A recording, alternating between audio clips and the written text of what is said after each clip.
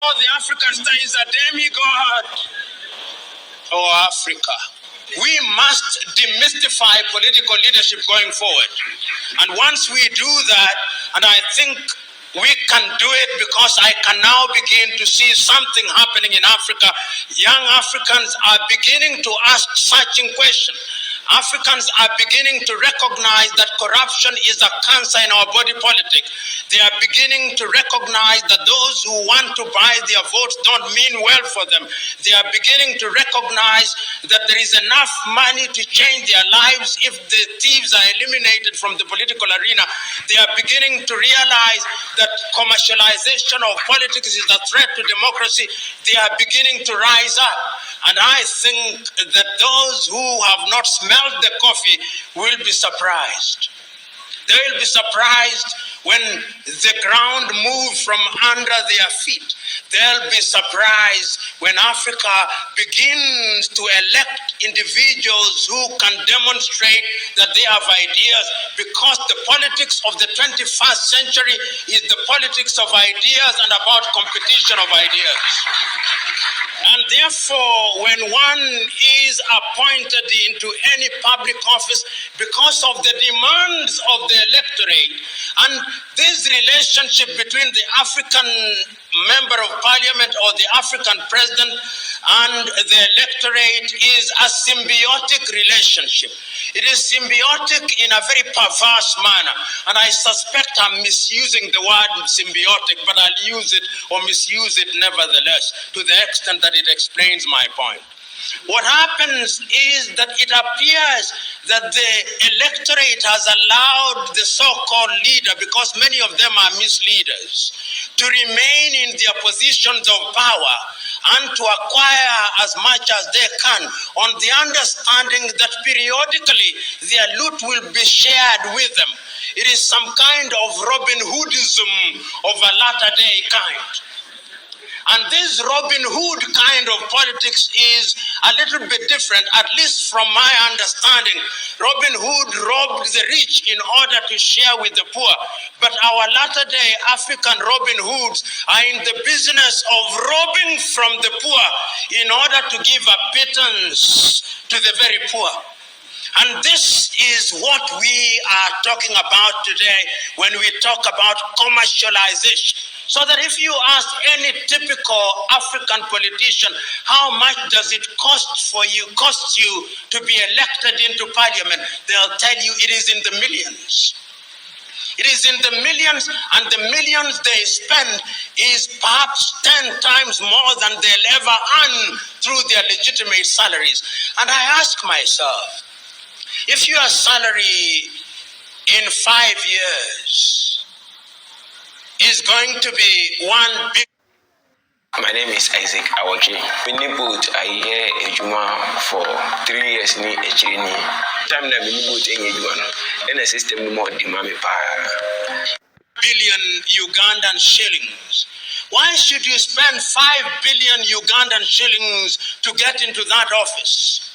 There must be something that we do not see, but you see, and I know what it is.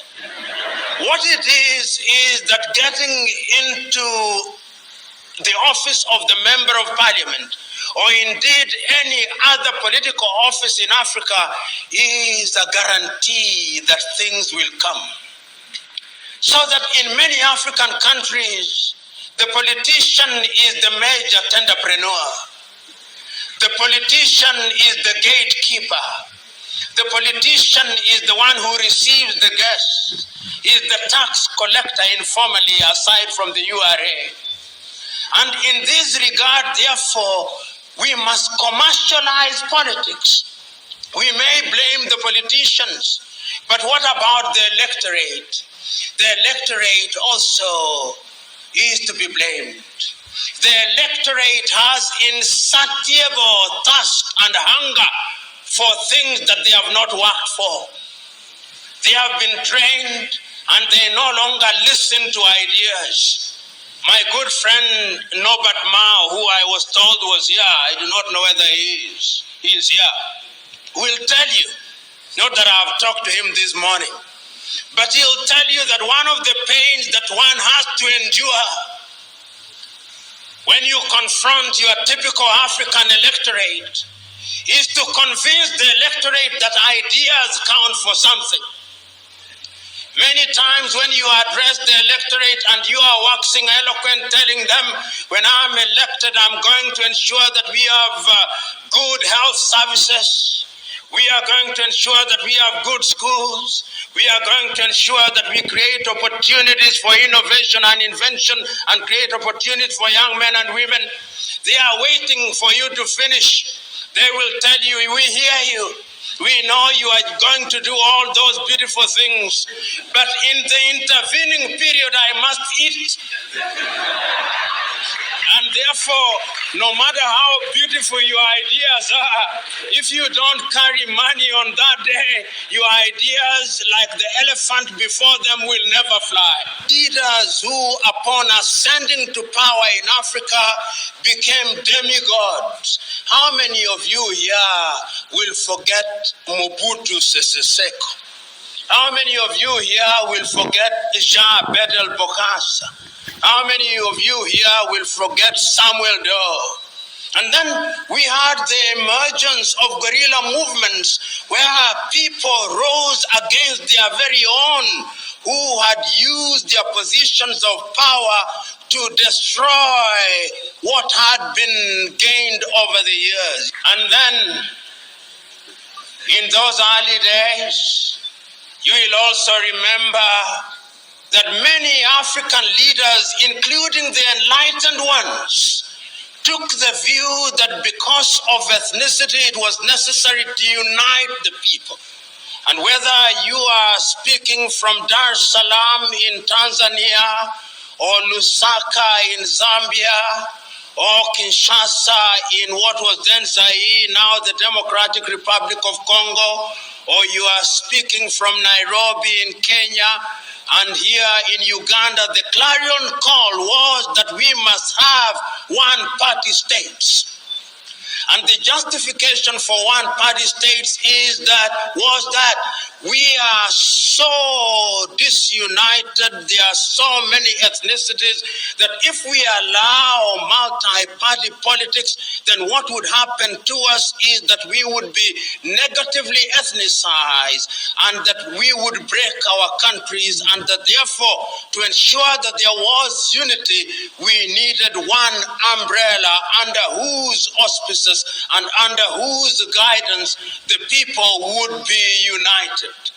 But no sooner had we sufficiently articulated the beauty of single-party states than Western Europe told us, no, that is not democracy. Democracy means that you must have many political parties. Democracy means that you must have regular elections. Democracy means that you must have the civil society, so that our brand of democracy as we embrace it today, I dare say without fear of contradiction, was not conceived in Africa. It was conceived for us in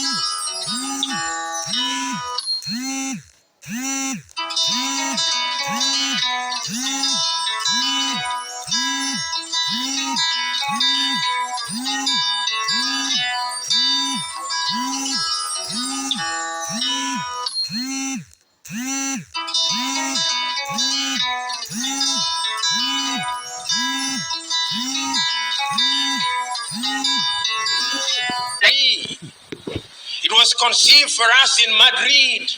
It was conceived for us in London. It was conceived for us in Washington.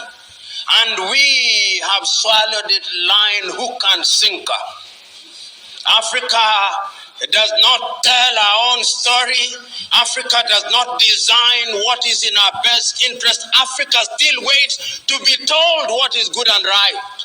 And I dare say that that is why Africa does not realize our potential. But yet it is also important to point out that the African countries are more resilient than the European states. You know, if you allow me latitude as a guest must be allowed, permit me to say this.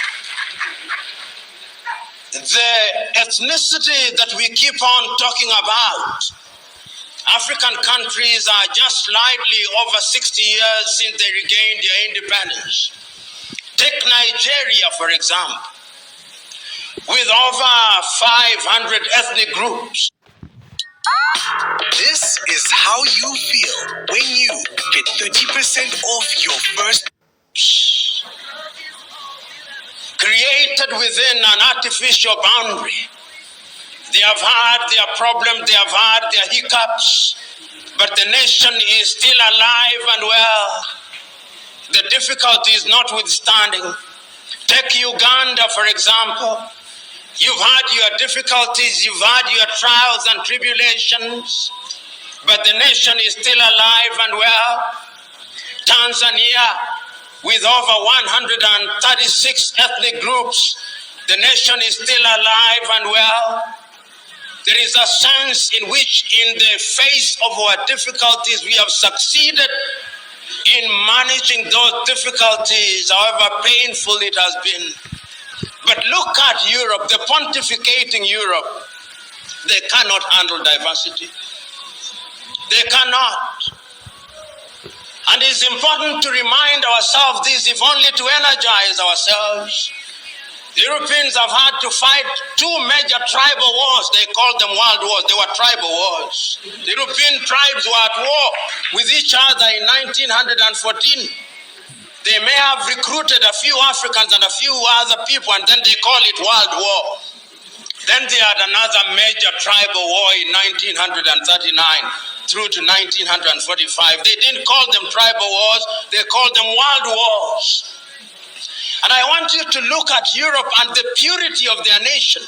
If you go to Sweden, the nation is almost 90% composed of the Swedes, with a small lapse population, and for that small population, they even have a separate parliament for them. That is how they handle it.